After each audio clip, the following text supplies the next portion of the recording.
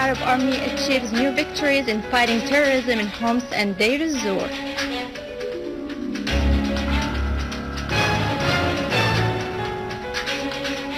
The Egyptian government submits its resignation to the interim president as the army tightens its grip on hotbeds of terrorists north of Sinai.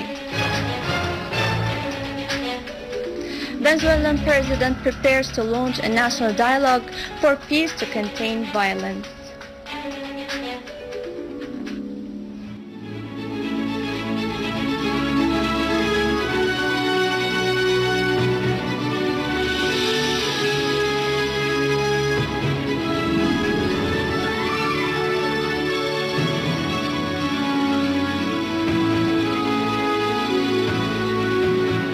Ladies and gentlemen, good afternoon. Iranian Assistant Foreign Minister for Arab and African Affairs Hossein Amir Abdullahian asserted that fighting terrorism and extremism, finding a political solution for the crisis in Syria, and providing humanitarian assistance to the Syrian people are priorities for Iran's policy. During his meeting with the envoy of the Belgian government to Syria, Abdullahian said that right from the beginning of the crisis in Syria, Iran has provided food and medical assistance to the Syrian people, and that it is ready to cooperate with Belgium in this field. For his part, the Belgian envoy asserted the importance of coordination and finding mechanisms to work with the Syrian and Iranian Red Crescent, as well as with the rest of the European countries that are willing to provide assistance to the Syrian people.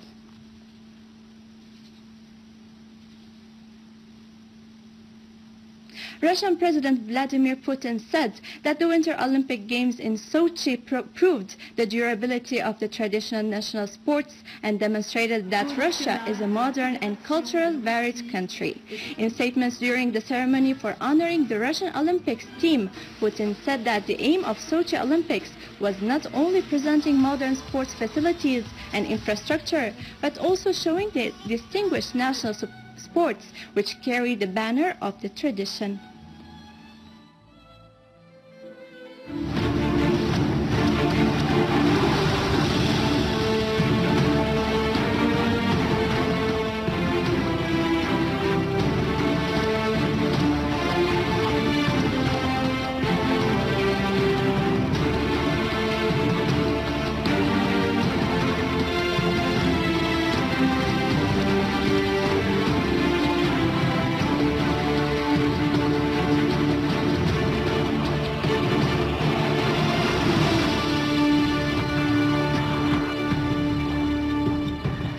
Eight people were injured in a mortar shell attack by terrorists on the residential neighborhood in Jaramana of Damascus countryside.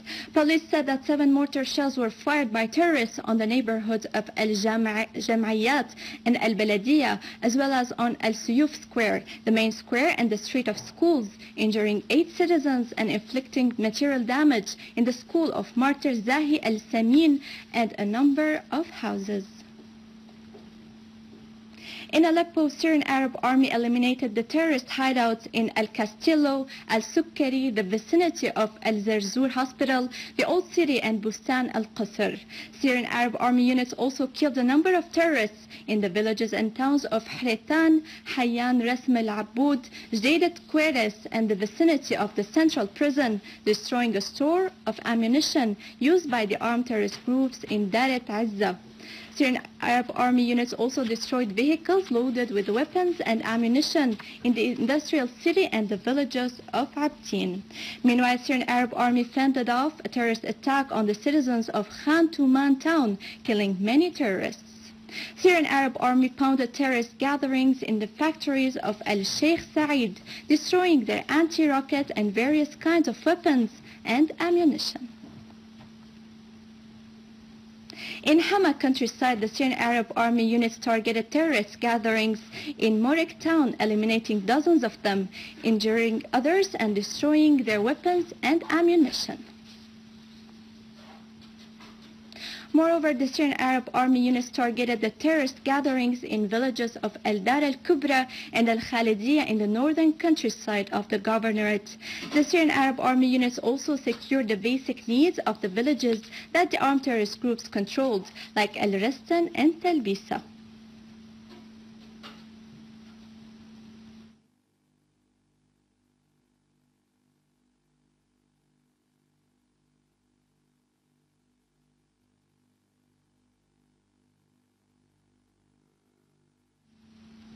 In Deir ez-Zor, the Syrian Arab Army unit eliminated a number of terrorists in al-Mari'iyya and Huwayjat al-Mari'iyya hills.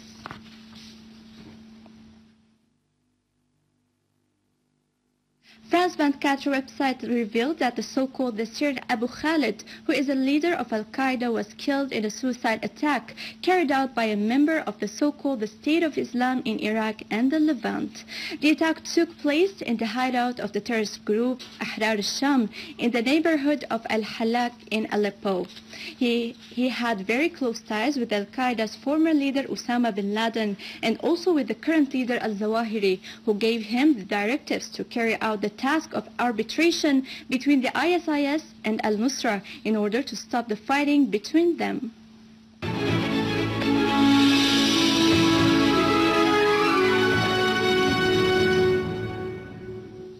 The Egyptian government headed by Hazem al-Babalawi gave its resignation to the interim president Adli Mansour in the framework of fighting terrorism and targeting the terrorist gatherings to the north of Sinai.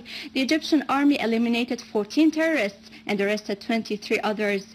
The Egyptian forces also destroyed 24 terrorist hideouts, which they used to carry out attacks against the army and the police. In Libya, thousands of citizens in the city of Benghazi demonstrated against expanding the expired mandate of the General National Conference. Demonstrators also protested against the chaos in Libya and demanded accountability for those who contributed in issuing forged passports, an incident which raised anger among the Libyans and urged them to call for expelling the ambassadors of both Qatar and Turkey and for the closure of their embassies, as well as for expelling the correspondents of Al Jazeera from Libya. Controlling the capital Kiev and its governmental institutions by force, the Ukrainian opposition ousted the legitimate Ukrainian President Yanukovych and demanded his trial after the opposition dominated the parliament and asked to assign an interim president to the country. The signs of the American support to the Ukrainian opposition revealed by the coup on the legitimate rule, the matter that contradicted the signed agreement between the two sides that calls to make presidential and parliamentary elections. On the stances of the opposition leaders as they started with stopping teaching the Russian language in the country's schools and announced joining the European Union. Venezuelan President Nicolás Maduro announced a national dialogue to be launched during this week due to demonstrations and violence acts that resulted to the death and injury of many citizens. On the other hand, the Venezuelan president threatened to expel the American television news network CNN from Venezuela if it did not correct its reports that aim to distort the facts of the current situation in the country. China has denounced the appointment of a special envoy for the affairs of the Tibet, as the U.S. asserting its complete rejection of any foreign interference in its domestic affairs. Noteworthy is that the Chinese government has already stated that the U.S. was flagrantly interfering in its domestic affairs, adding that the American administration had to take steps to avoid more damage of the bilateral relations. That was it for our political news, but stay tuned after the break with the business and markets news.